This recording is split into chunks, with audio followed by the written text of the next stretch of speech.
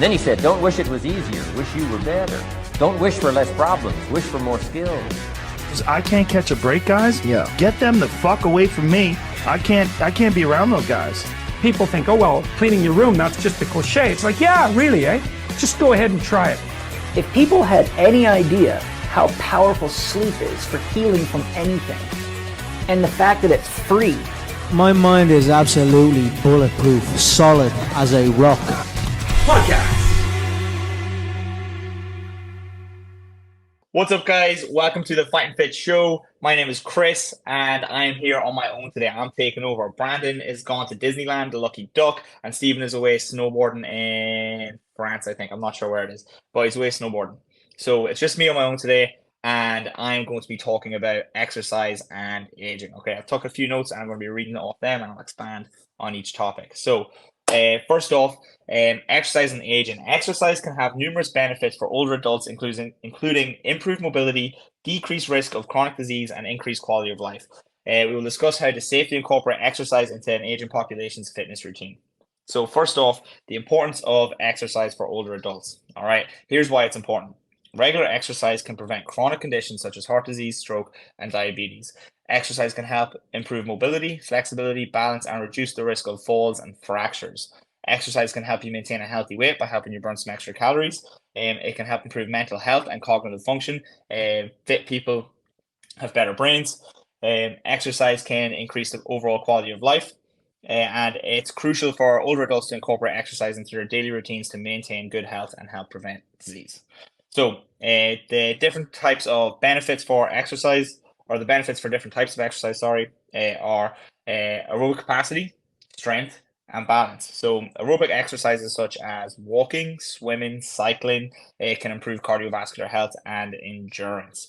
So if you get out for a walk in the morning, you're going to be breathing a little bit more, you're going to be moving, you will feel better, and you'll be more willing to spend energy. Again, if you don't use it, you lose it. There's a lot of old people who are just sitting in their house all day, every day, not getting any movement done. So even them getting out for a walk is brilliant. Going swimming, super low impact, and going out for a cycle, again, really, really good. The only criticism I would have for cycling is if you don't stretch out your hip flexors after, you can get real tight hip flexors, and that can cause you to come down into this decrepit, I keep saying decrepit, into this sort of hunched over posture, okay? But overall, that will help you get fitter, faster, and give you a better heart. Then after that, we've got strength training. So how does strength training help older people? So lifting weights and using resistance bands can increase your muscle mass. We all know that. But it can also help improve bone density. So as you age, your bones get less and less dense. And if you don't give them a stimulus to help increase that density, well, then they'll just sort of atrophy and get weaker and weaker, and you'll get brittle bones. When you exercise and you lift weights, most people think bones are basically a hard tissue, but it's not. It's actually technically classed as a soft tissue, and that means when you apply pressure to it, it will change over time. So it can get more and more and more dense. Balance. So balance exercises such as standing on one leg or practicing yoga can improve balance and reduce the risk of falls. So with older people, it's also important to understand that the capacity that they can move at can vary wildly. Like you can have a 7-year-old who's out walking every day, maybe even running, and they're real fit and healthy. They would have an increased capacity for movement.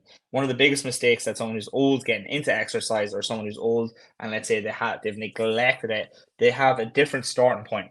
And so there's this concept in fitness when you're training someone called appropriate regression. So I wouldn't throw them under the bar, getting them squatting even like 10% of their body weight to start. I wouldn't do it. What I would do is see if they can sit down and stand up, and how effectively they can do that. And then once they can do that really well, and it becomes easy for them, we give them a weight to make it a little bit more challenging, and then they try and overcome that challenge. And then you slowly progress, and they don't have to be getting massive PRs or anything like that under the bar. But the ability for someone who is getting older to literally sit down and stand up and squat, and maybe even get rid of the chair so that they can start squatting in full range of motion, it will help them improve their balance and help them get that strength in the legs so that they're confident getting up and getting down.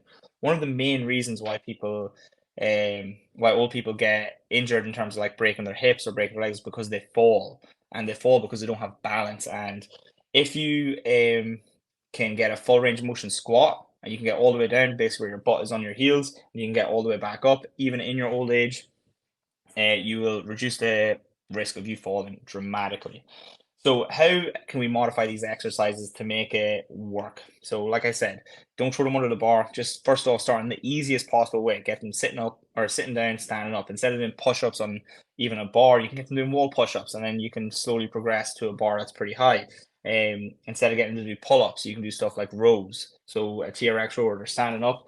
All we have to do to change how easy it is get them to step further and further back. If they're upright, it's going to be really, really easy. If they lean back a little bit, there'll be a bit more resistance. Using devices such as a cane or a walker to help with balance. So some people, again, they might even have the balance where they need to use something to help them. That's like not a problem at all. Just because someone's got a cane, it doesn't mean they can't work out. They just can work out at a different capacity. Incorporating low impact exercise, so swimming is great, yoga is absolutely brilliant. Even stuff like step aerobics and all that sort of stuff is really, really good for getting the heart rate up and to get you breathing and huffing and puffing. And then after that, focusing on exercises that target specific areas of weakness or pain. So, like, for example, a lot of people, because we're like this here, exercise is not just, let's say, lifting heavy weights or working out really, really hard. Stretching is exercise. If you're like this here and your shoulders are rounded, maybe your back muscles are really, really weak, so targeting those to help you pull everything open, doing something like a band pull apart can help increase the coordination of all those muscles. And a lot of mobility is just you teaching your body the coordination of firing those muscles in that order. A lot of people just don't even know how to coordinate their bodies in that way. So in short, if you want to stay fit and healthy up until you die, like, it's pretty possible to get 99% there. And there are yogis who die being able to do full middle splits, and they're well into their 90s. So don't neglect exercise just because you're getting older.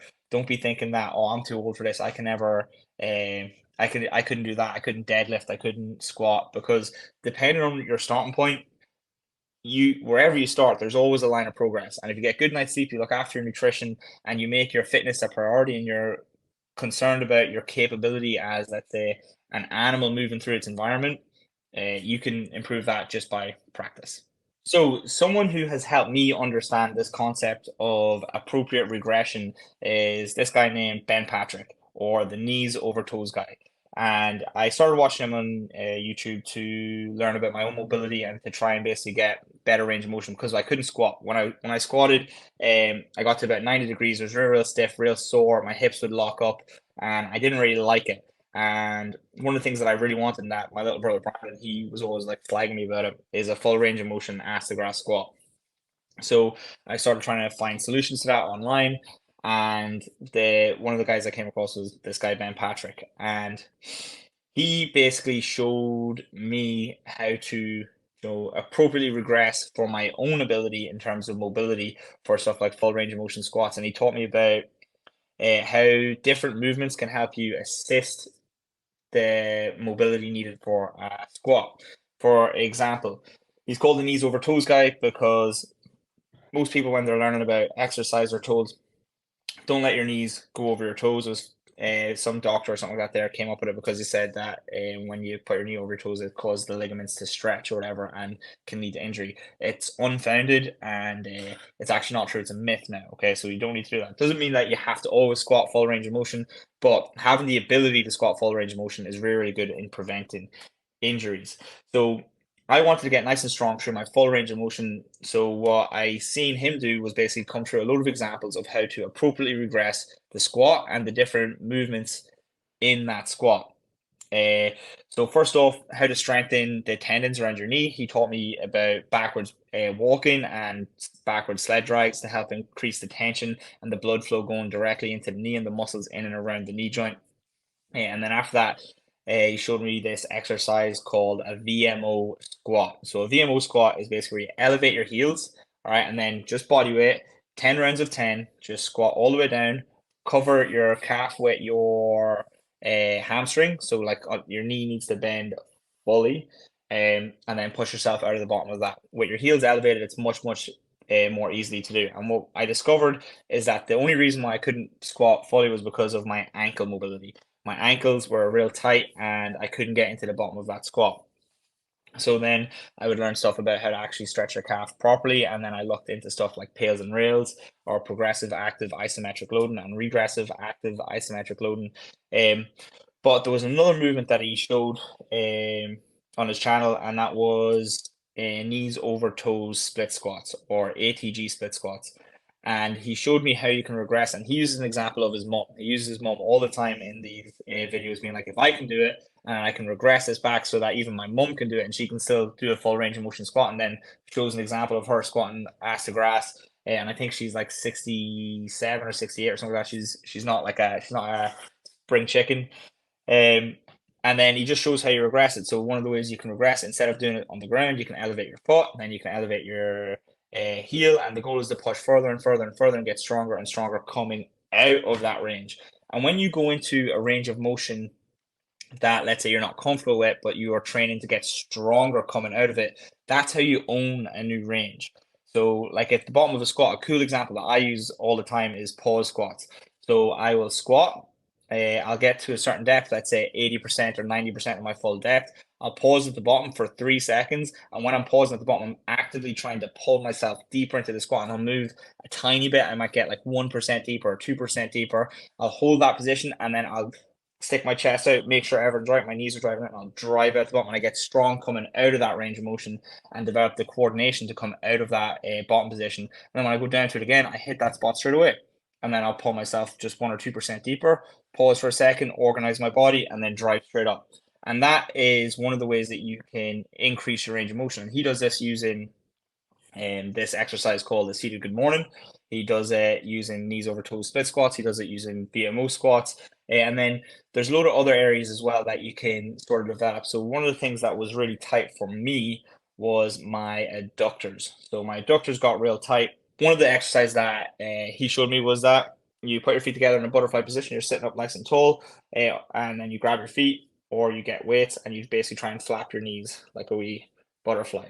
If you get the weights, you put the knees on the outside, or the weights on the outside of your knees, and you push down. You hold them in a stretch, and then you keep the tension there, and you try and overcome the resistance in closing your legs, and then you push it back down. It'll go into a slightly new range, and you get strong coming out of it. And getting strong coming out of these ranges of motion is the biggest impact, or that's how I notice the biggest change in my mobility, or biggest change in my flexibility. It is instant. When I say instant, I mean you do one session where you do 3 sets of 30 reps with these butterflies. So like down, and up. It takes maybe 8 minutes to do.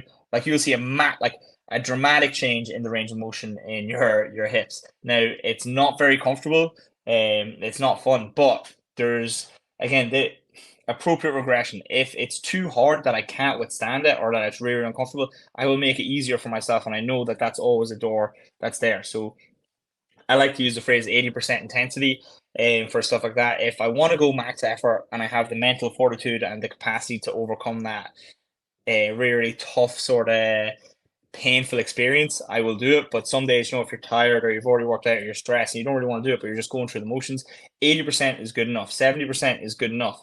If you're doing it, you will still see a benefit.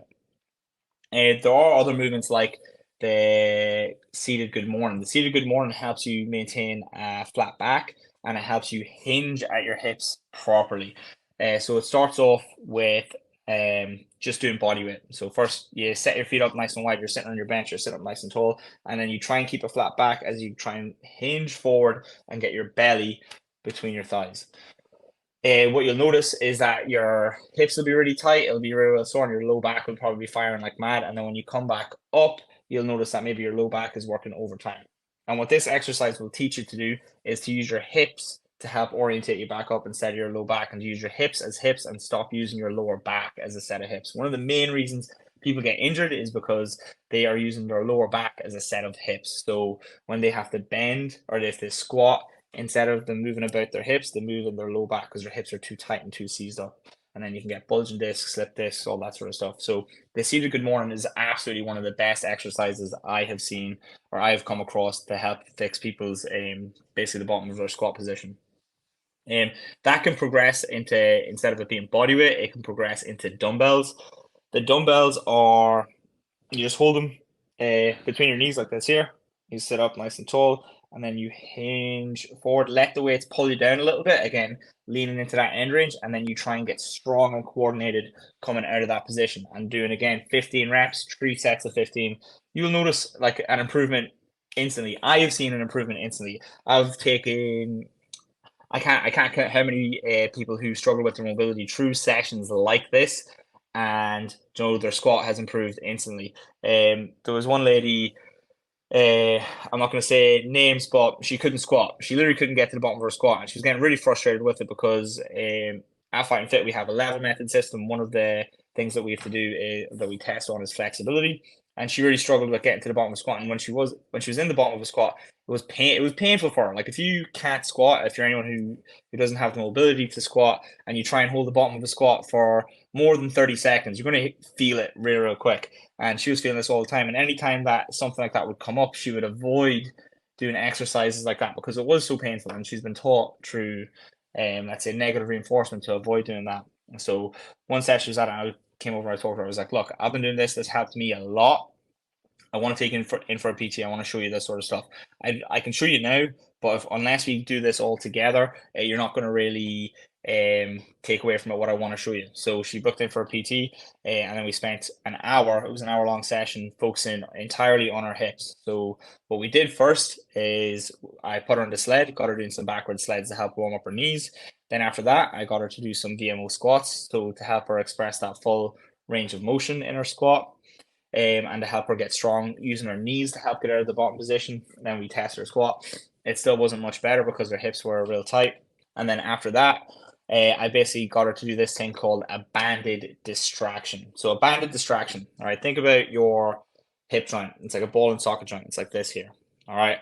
With a banded distraction, this is your femur. You basically get a band, put it around your leg like this, and then you get into some sort of stretch position. So the two ones that I use are the pigeon stretch or the lizard stretch. That's basically where the lizard stretch, you basically step into a lunge, except you straighten out your back leg and put your hands down beside that front leg. So you wrap the band around your femur, and it will basically do this. It'll basically distract the bone from the hip and give you a little bit of space that you can move around in. So we hold that for about a minute and get her to explore that range. And when she's doing this, she might feel a little bit of cramping on the outside of her hips, using muscles that she's not coordinated to use yet. It's just your nervous system starts misfiring, starts going, what's going on here? And you just have to get comfortable with it and start moving with it. So we do 3 sets of 1 minute on each side of a banded distraction in the lizard stretch or in the pigeon stretch. And then after that, we do some seated good morning. So we open up our hips a little bit, take the tension off, because after, when you're exercising all this sort of stuff, you're walking around all day, your hips can get compressed and your hip socket can get real tight like this here. And even if you were to do it, it's just uncomfortable. It's gnarly. You might hear clicking and popping and all this sort of stuff. When you get the banded distraction, it just takes that pressure off and allows it to move a little bit more freely. This is one of the key components of improving your hip mobility.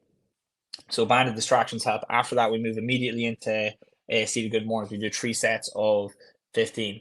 And the squat, before I do this thing called like test and retest. I got that from Kelly Starrett. Brandon showed me a test retest is one of the most valuable things ever. If you want to see if it's working, you test it first, then you do whatever mobility drill that you're doing, and then you retest again. And then you ask yourself the question, is it better? Is it the same? Or is it worse? If it's better, it's working. Happy days. If it's the same, we're probably not barking up the right tree. And if it's worse, you're doing damage, fucking stop straight away. So after we did our banded distractions, we did our seated good mornings. We did 3 sets of 15 with light dumbbells, and I encouraged her to basically, the cue I used was get tall and fall. So you have your dumbbells sitting between your legs, you sit up nice and tall, you stick your butt out, and then you start hinging forward. Once you hinge forward, the dumbbells will start pulling you down a little bit more. Keep your good posture and let the weight help you down a little bit. Get tense, get stable, organize your body, and then drive yourself out of it. And then come down, see if you can come into that exact same position again. And then maybe pull yourself in a little bit lower, and then back up, and then you go again. And what you might notice is that, you'll get further down, might not get as far, come back up, you try again, you force yourself down a little bit more. And the harder you work at this, if you try this with max effort, you will see a massive improvement almost instantly. So 3 sets 15 of that with the dumbbells, adding more and more weight. And then the last one, what I would do is I would get a band. I'd get them to hold the band. I would stand back and hold it, and they would move into that, and they'd reach their arms overhead, and that would help pull them into it a little bit better as well. But this time wouldn't even flatter back, and to help keep their scapula back and down as well. And this helps stretch out your lats too. And then we retested our squat. What we noticed after the retest was that she could squat perfectly. And she was squatting acid grass. It was super comfortable. We tested her levels on the flexibility. She was sitting at the bottom of her squat, and it was easy, and she was great. And ever since, she's been squatting acid grass now, because it takes a lot of effort to get that range of motion and to teach yourself how to do it.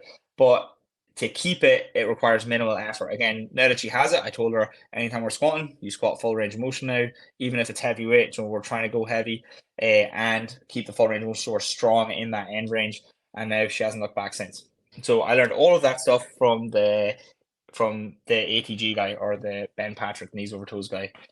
And it's helped me help people dramatically. And if you want to learn to help yourself in that same way, I strongly recommend you look up the knees over toes guy, and he will teach you so much more about mobility than most people can. In short, if you're old and you want to stave off all of those negative effects of aging, increase your range of motion, get strong, and do cardio so your heart is nice and healthy, and then you'll be sorted for the rest of your life. And that right there is the end of the podcast. Thank you so much for listening or watching. Make sure to like, comment, and subscribe. And if there's anything that you want us to talk about, please let us know in the comments below. And we will see you next week. Peace.